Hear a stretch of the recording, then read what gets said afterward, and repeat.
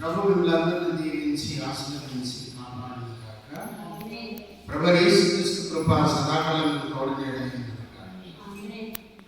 యెషయా గ్రంథం 30వ అధ్యాయం 18వ వాక్యం ధ్యానం చేసుకుందాం. పరిశుద్ధ బైబిల్ గ్రంథం నుండి యెషయా గ్రంథం 30వ అధ్యాయం 18వ వాక్యం. కావున మీ యందు దయ చూపవలెనని యెహోవా ఆలస్యం చేయుచున్నాడు. మిమ్మును కరుణింపవలెనని ఆయన నిలబడి ఉన్నాడు. యెహోవా న్యాయమును తీర్చును. మీ యందు దయ చూపవలెను. దేవుడు నీ యందు దయ చూపవలెనని నిలిచినాడు.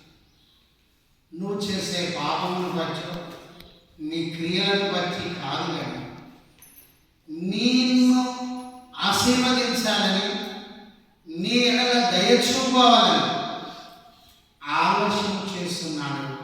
ఆయన నిలబడి ఉన్నాడు. ఆయన నిలబడ్డది నిన్ను శిక్షించడానికి కాదు, పరీక్షించడానికి కాదు, శాప విమోచన కొరకు కాదు. ఆయన నిలబడ్డది నీ ఎడల దయ చూపాలి. హల్లెలూయా. శాపం నుండి, పాపం నుండి నిన్ను విడిపించాలని దేవుని యొక్క ప్రణాళిక. హల్లెలూయా. నీ యందు దయ చూపాలని నీ మొర వినుచూ ఉన్నాడు. నీ ప్రార్థన ఆలకించుచున్నాడు. ఆయన ఆలస్యం చేస్తూ నిన్ను కరుణించాలనే ఆయన కృప నీ ఎడల ప్రతిరోజు ప్రతి క్షణం దేవుడు దయ చూపుచున్నాడు. కానీ నీవు దేవునికి వ్యతిరేకంగా జీవిస్తున్నావు. దేవుని మాటకు వ్యతిరేకంగా జీవిస్తున్నావు.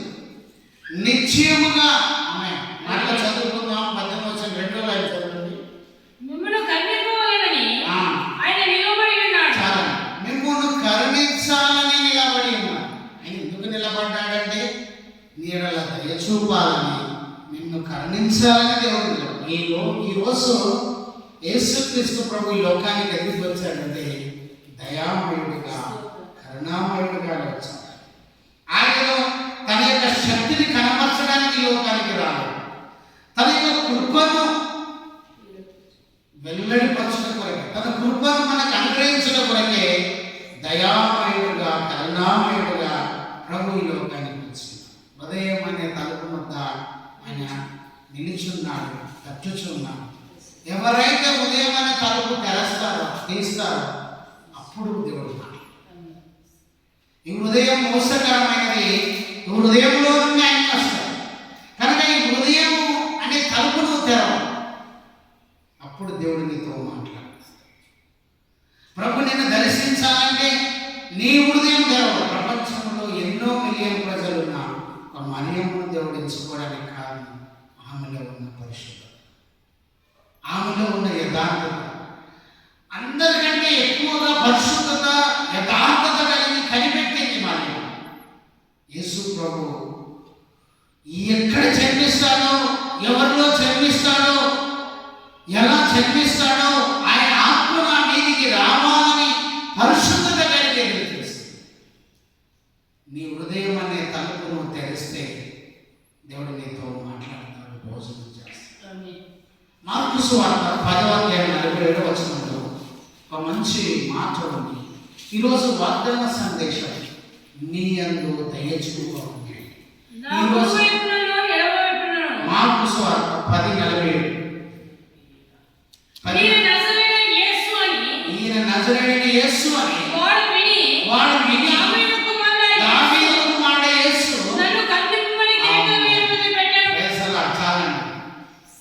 ఈయన నజరేయుడైన యేసు అని వాడు విన్నాడంటే చూడలేదు. ఎందుకంటే గుడ్డివాడు కనుక ఆయన చూడలేదు, కానీ విన్నాడు. ఏమని విన్నాడంటే నజరేయుడైన యేసు. హల్లెలూయా. చూసి నమ్మిన వారి కంటే చూడక నమ్మిన వారు. ఈరోజు మనము ప్రభువు ప్రత్యక్షంగా ఆయన ఈ లోకంలో సంచరించినప్పుడు చూడకపోవచ్చు, కానీ నమ్మిన వారికి ఆయన మెండైన దీవెన, నమ్మకమైన వారికి మెండైనది